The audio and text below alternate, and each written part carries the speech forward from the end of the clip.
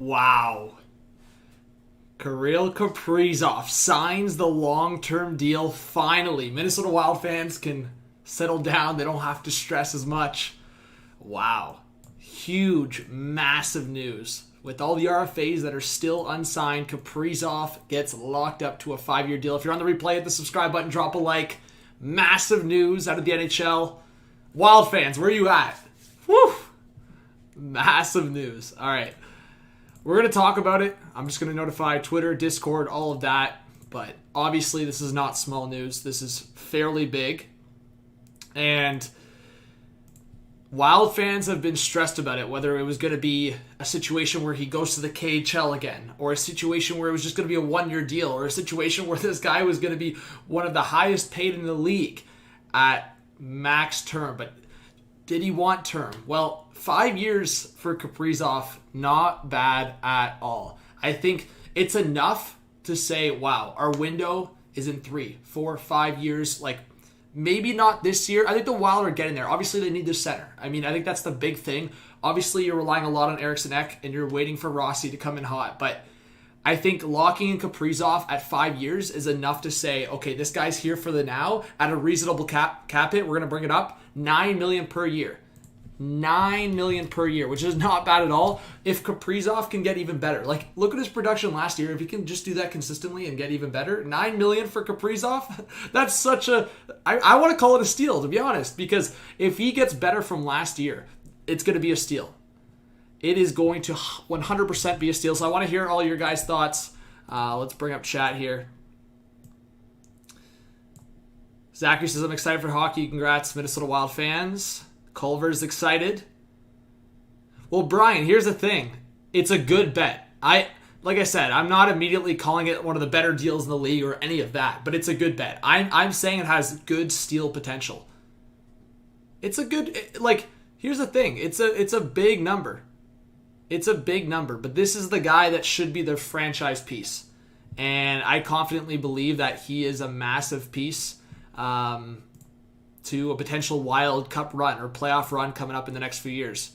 So, like I said, and yes, George makes a great point. I think it puts a lot more eyes on the Minnesota Wild as well. As just a franchise for their fans, it gets them excited. I think if you talk to a lot of Wild fans, they haven't really had that player in a while. I mean, obviously, look at the last 10, 15 years. Like, the most excitement I think the Wild have had maybe since like bringing in Kaprizov and having that type of player was like when they signed the massive contracts with like Parise and Suter. But since then, they haven't really had that like massive piece. And Kaprizov is that. And we'll see if this now is something to follow with like the Pettersson contract, the Hughes contract, Brady Tkachuk, Dahlin. There's a bunch of guys, right? It's good to see Rios in the chat. Guys, please drop a like. What's going on? Chris Redmond. Yeah, I think the Wilds are on the cusp. As I said, I still think they need another center potentially, but Rossi and Eriksson Ek for the future is amazing. How's it going, Fangirl? Yeah, this definitely could be something for the Canucks. As I said, we were waiting for one of the bigger contracts to drop, and I think this could mean something for the Canucks as well. How's it going, Blair? How's it going, Winslow? So yeah, guys, stick in the chat. Let's try to get 100 people up in here. Let's go. I'm going to notify Discord, and then we're going to look over the article, guys. So give me a sec.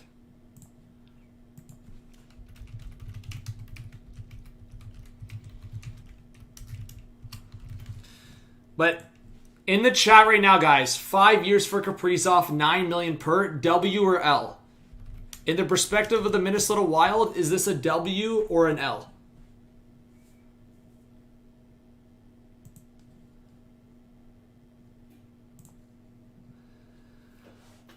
All right, I'm seeing a lot of W's. What's up, Matthias? What's up, Manon? Brian says L. Well, for the people that say L, I definitely want your reasoning on why you think this is an L contract. But anyways, let's look at the contract here. Or at least the article. All right.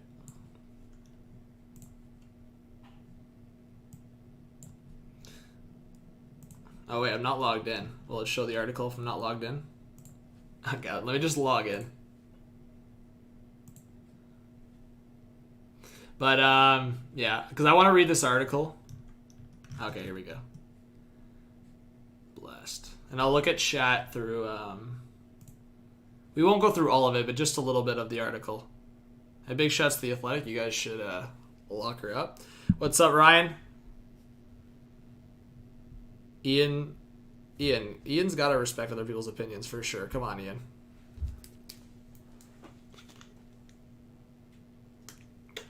We got 60 in the chat. Thoughts on Elvis' signing? I think it's that's another contract. That's a good risk in my perspective. Has Merzlikins been like out of his mind, unreal for the Columbus Blue Jackets? No. But he has shown signs that he can be a really elite goalie. He's shown that he can be clutch. He shows that he has all the mechanics. I actually really like Merzlikins, and it seems like obviously the Blue Jackets I don't think are going to be a great team this year, but I think Merzlikins is the piece that they want to go long term. And that probably speaks a lot to the fact that maybe they trade Korpisalo. But anyways, so just quickly, nearly 6 months after beginning contract negotiations that frequently became contentious and turbulent, with long droughts of not talking, the Wild finally inked the reigning Calder Trophy winner to a whopping 5-year, $45 million, so $9 million per year. And they got it done before training camp. Like I said, I've kind of already said my quick thoughts. This is like not just a small piece, guys. I mean, anyone that followed this year and knows the Minnesota Wild well, this is, and again, I don't want to go to this extent because it's just 1 year, but Kaprizov came over from Russia, obviously came over from the KHL. Like, this is, Kaprizov to the Wild is like what Panarin basically is to the Rangers, right? I'm not going to go to the extent of saying Kaprizov is as good as Panarin because we still need to see a lot more from Kaprizov. But in terms of what we saw in Kaprizov's first year, if he continues to build on that, he's on the trajectory of being the next kind of Panarin effect in the league. So I think if you look at it right now, at the age that he's at, $9 million is a really good bet. Like, it's a lot safer of a bet. Like, they locked up Spurgeon at that 7.5, and for me, that was already like enough of a risk because of the age. And I get he's the captain, he's a great piece in this team, but Kaprizov's age makes a lot of sense. Where it's like, anyone, how could you possibly complain about $9 million at a 5-year term, right? If anything, the Minnesota Wild wanted the 8-year term for $9 million, $10 million, $11 million, you know? So that's where I go. I think the Wild definitely would have signed Kaprizov $10+ million if it was at 7 or 8 years. The fact that it had to come down on term means it came down on AAV. So Kaprizov would have made more per year if it was a longer term deal. But 5 years, $9 million, they basically met in the middle. Because at the end of the day, with what Pettersson is going through right now and the whole contract negotiations of Pettersson, Tkachuk, Quinn Hughes go down the list, those guys might go towards bridge deals at like $7 or $8 million per for 2 years or 3 years. That's possibly what could have been with Kaprizov. It could have been a 1, 2, or 3 year deal. Well, I think if it was 1 year, it could have been a lot, but I think 2 or 3 years we could have seen it at 7 or 8 million. But I think this is like the nice medium for the Minnesota Wild, and I think for the fans, I can't see why a large chunk of the fans would complain or be sketchy about this, to be honest. What's up, William? Well, that's what I'm saying, Jack. I think 5 years is enough to say, like, okay, the Wild should be, I don't want to say comfortable with this, but go, okay, so right now we feel we're a playoff team, right? Next year, like the following year, I just hit my hat. The following year, we're going to feel like we're going to be a playoff, a heavy playoff contender, maybe even a cup contender. Then the year after that, you're going to have like Rossi, Boldy, all these guys like solidified in the lineup, and they should be cup contenders. I would give the Wild 3 years. 3 years, and that puts Kaprizov right in the middle, smack dab into this contract. 2-3 years, I can see the Minnesota Wild as Stanley Cup contenders. I don't think they're there yet. As I said, I still am looking for a center in this team. And I think there's question marks on if, like, in 2 or 3 years, if Talbot and Kakkonen can be, like, a tandem, or if Kakkonen can step up and be that starter. But at the same time, you have to consider who they just drafted, right? So while they have a tandem right now, they just drafted for a guy that could end up being their starter in 3-4 years. So that's also something to consider. I think the Wild have a really underrated prospect pool. Isaiah, of course you'd prefer him at an $8 million. I'd prefer him at 7. I'd prefer him at 7.5. Like, you have to understand the comparables also in the league and what's been handed out. I think to complain about this is, like, pick your battles. $9 million for Kaprizov for 5 years. It's a really good bet. And again, if it doesn't work out to the complete, like, say Kaprizov struggles this year a little bit, doesn't play to, you have 4 more years on the contract where you know the skill level's there, he'll bounce back. So, again, this is a scenario where it needed to be done before training camp, in my opinion. You didn't want to let it sit, and you didn't want it to go into the season, especially with a guy that there's like been like maybe empty threats, but been question marks in like this guy could go back to the KHL. Like, this guy could go back to Moscow, and he won't come back. So that was a heavy concern. I'm sure Bill Guerin publicly was just like, we're not stressed. We're not panicked about it. But behind closed doors, 100% they were worried about it. All right, guys, so I have a question for you. What's the next step for the Minnesota Wild? Because I obviously want to talk about them now in videos, and now I can actually talk about the Minnesota Wild more with Kaprizov signed. Like, I can talk about their lineup more. I can talk about their roster. I can talk about them potentially being a big playoff team. Right now, for me, and again, this should be no shot. If you're a Minnesota Wild fan, I want to hear from you in the chat. I'm struggling right now putting the Minnesota Wild in a division spot in the Central for 2 reasons. And again, Wild fans, I understand you can disagree with me. For me, for where I see Cam Talbot at his career right now, and the question marks if Kähkönen can play to expectation, I'm questioning who's going to step up as the number 1 goalie. Yes, a tandem can work, but in an 82-game season, you need one goalie to be hot for a lengthy amount of time. And a tandem sometimes does work, splitting 40-40, like 41-41, but I don't know. But the big question for sure is up the middle. And I know Minnesota Wild fans, I don't think there's a Wild fan out there that was comfortable with Victor Rask playing heavy minutes. So they need a center. They need a center, or at least someone to step up. If Rossi comes in and just explodes and just blows people's minds, but we don't know. Like, he's coming off of a rough track, like a track record and a rough kind of like history there. Well, not a history, but like a little thing with COVID. And it wasn't a little thing, so I don't know why I said little thing, but it was a big thing. And it was a thing that kind of went under the radar, but he struggled with it, and he's had to make a comeback. So we don't know what kind of comeback we're going to see from Rossi right away. You might want to take the time with it, but Eriksson Ek's the only solidified guy in that center core. So I think, Logan's throwing out trade Boldy for Cirelli. I think if you can get, like, maybe not a Cirelli, but a center kind of like that. Again, I know the Eichel rumors have been there, and I'm not so sure if you go for a Jack Eichel at this point with what the price tag would be, which would be probably Rossi, Boldy, Addison, and another piece, which is stupid. Like, saying that out loud is stupid. But I think there's a few centers, like, I'll throw an example. Again, this is not the best option, but I'm just giving you an example of what would not be expensive. Like an Adam Henrique. If you could sauce Victor Rask over to Anaheim, like combine him with a pick and a prospect or something. Adam Henrique led goals for the Ducks. Yes, he's on a $5 million cap hit for 3 more years. He's an upgrade over Victor Rask. I can tell you that. It's not even a question mark. Kuznetsov's another one. Good suggestion. I don't know if the Caps are trading him, but Henrique's a guy. Hurdle's a guy.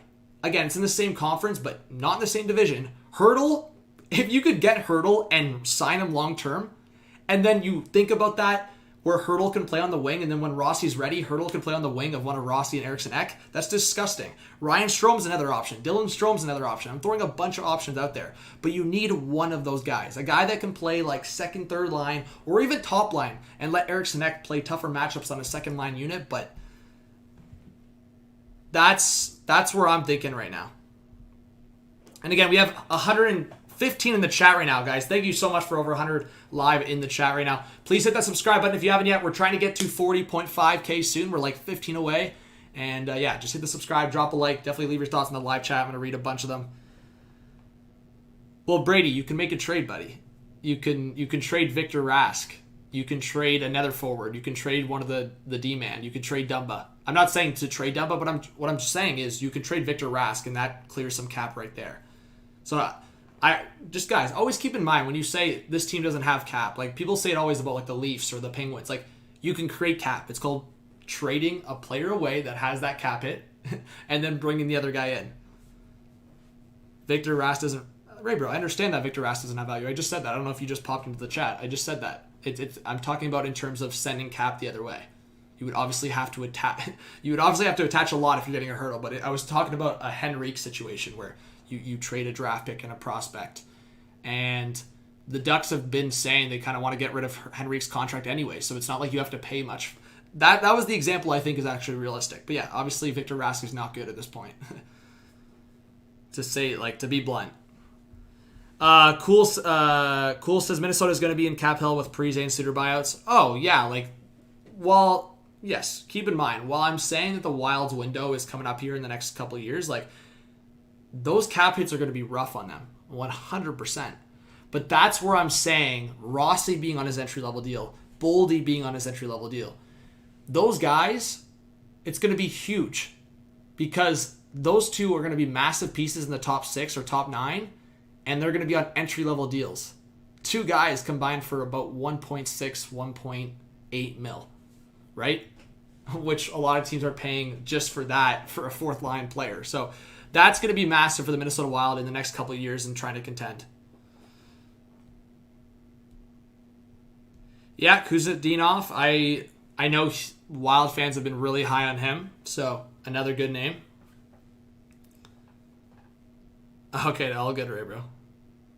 Oh, yeah, that Rask Niederreiter trade aged horribly, but Salty, at the time, I actually thought watching Rask in Carolina, I was like, okay, this guy's got to turn it around. And I actually, right away, obviously thought that was a bad trade, but I didn't think that was actually as bad at the time. And if you think about it, it's still a bad trade, but Niederreiter hasn't done anything super special with Carolina either. He's been obviously a better player, that's no question, but yeah, it was always going to be a bad trade for Minnesota. I just thought Victor Rask would bounce back. And in some situations, he's been an okay role player, but at that cap hit and the role that they've been trying to force him in, it just doesn't work out. Guys, let's try to get 100 likes. Let's do it. And yeah, let us know in the chat. We wanna see where you're at. Let us know if you're a new viewer. All right, and ask some questions. I'll stay live here for another 10, 15 minutes at least. Hey, QC says, what's up so far? What's up, man? Thanks for coming in.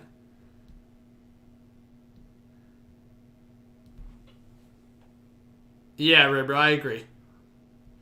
Yeah, Logan, I'll most likely do the stream still later. Hey, Jaden, how's it going?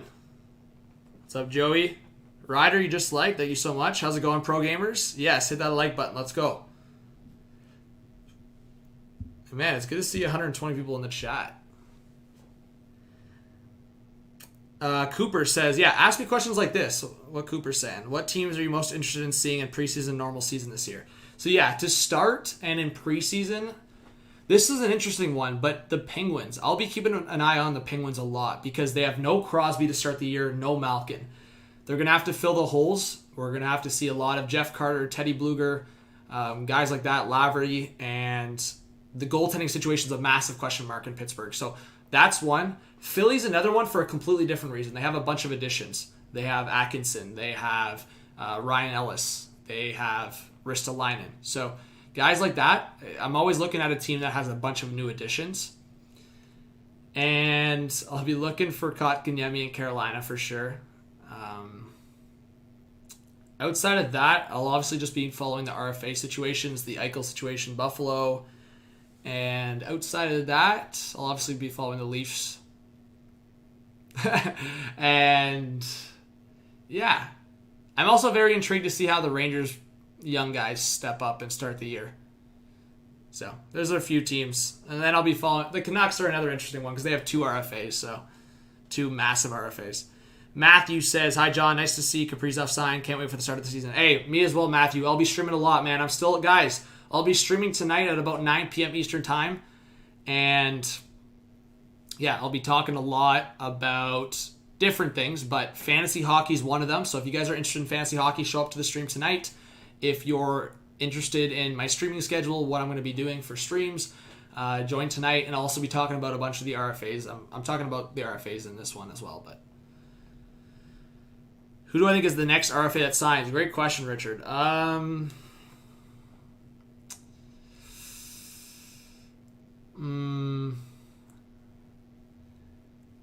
Interesting. I think PD's might come after.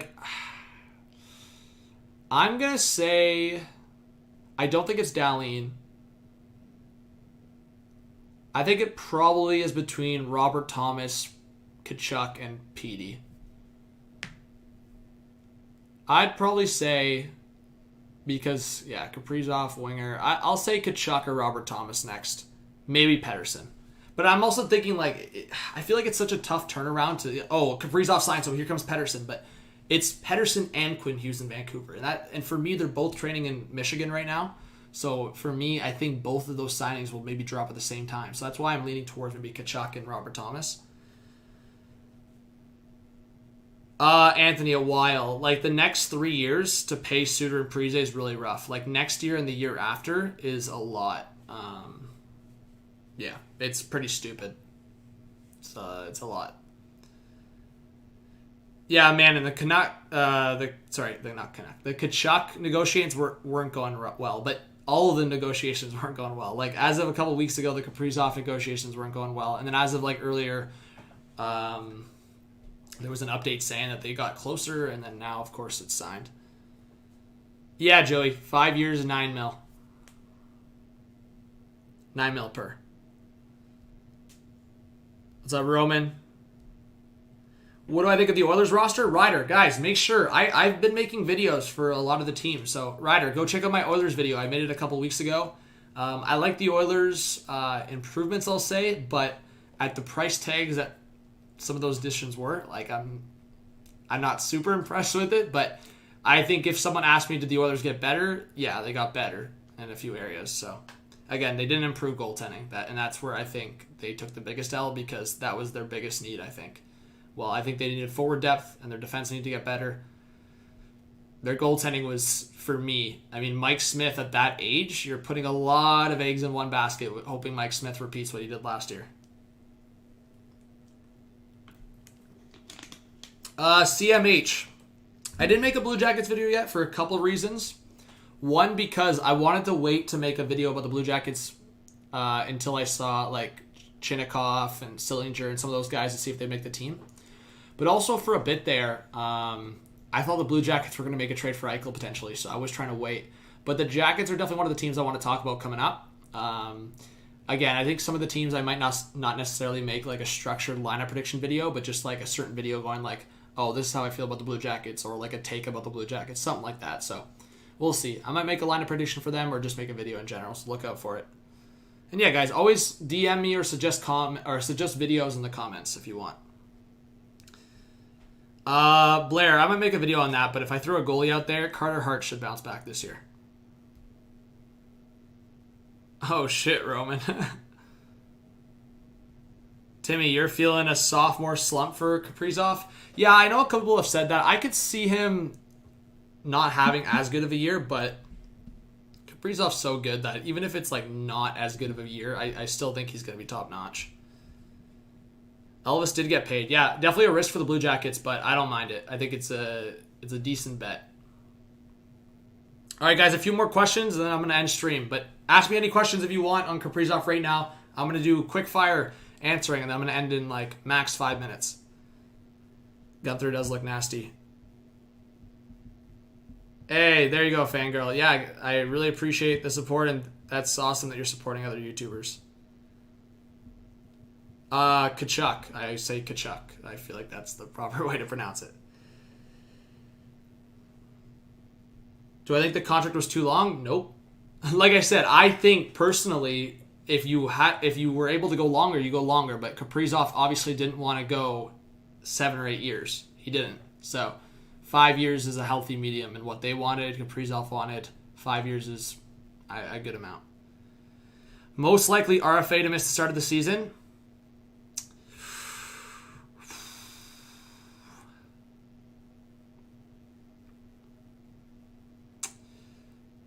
I don't think Tkachuk misses the season. I think Tkachuk gets it done. I think it's between Dahlin and then Petey and Hughes. Here's what I'll say. I would be, like, not shocked, but it would be, like, insane if both Pettersson and Hughes missed the start of the season for the Canucks. That would be so costly for Vancouver. Then Jim Benning would have to give in. But I think it's between Dahlin and the Canucks guys that could miss the start of the season. I think Tkachuk gets it done. I think Robert Thomas gets it done. So, yeah.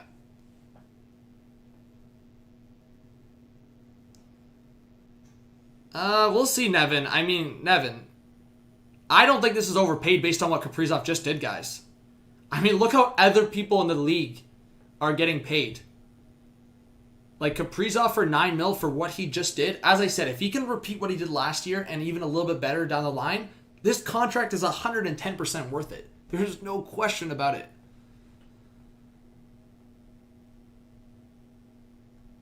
Well, Joey, yeah, for the Coyotes, if the Coyotes can get one of Shane Wright or Connor Bedard, yeah, of course. They're lined up to be in a top 3 lottery spot for the next 2 years. So they have a real shot at getting one of those guys. Spence, we'll see. I think there's a scenario where Dahlin maybe sits out and goes, hey, I'm one of the only guys left here. You got to pay me. But we'll see. Maybe he goes the other way and goes, hey, I haven't deserved a contract yet. I really don't know Dahlin. I don't know. I feel like I haven't really heard or seen much about people talking about Dahlin personally, so I don't know what his mindset is on a contract. How many points does KIRILL get this season? T-Dubs, I think he gets at least 70. At least. Like, that's the floor. I would expect he gets a point per game. But I'm saying at the floor, he gets at the very least 70. Oakley, I mean, maybe I'll get another Leafs custom jersey, but I don't know.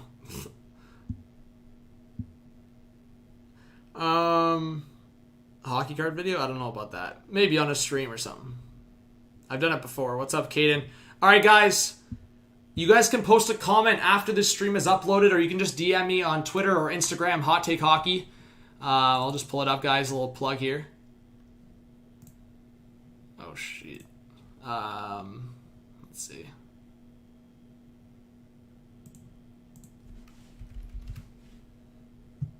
Hey, but thank you guys so much. I hope if you're in this stream right now, you do subscribe. I put a lot of work into this channel. I've been back on the grind. Hey, it's free to subscribe, so why not? If you hate me after, you can unsubscribe. But at the very least, give me a shot. That's all I ask, and I'm going to work for it and hopefully prove you right that, yeah, you gave me a shot. So, what was I going to do? Yeah, just show the Twitter, guys, so you guys follow on Twitter.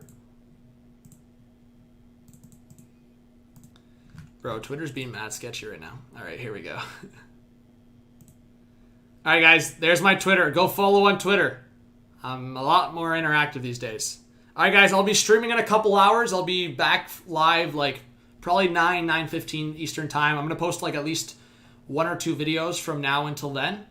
Probably going to post a video at 8 o'clock maybe, so look out for that, and I'll be back live in a couple hours. All right, guys. Ryder, you just subbed. Thank you so much. Big Ryder hype in the chat. Hit that subscribe button. Drop a like. Leave your thoughts in the comment section. Kaprizov! 5 years, $9 million per. Big dub for the Wild, in my opinion. All right, guys. We'll chat soon, and look out for the content and streams. Peace.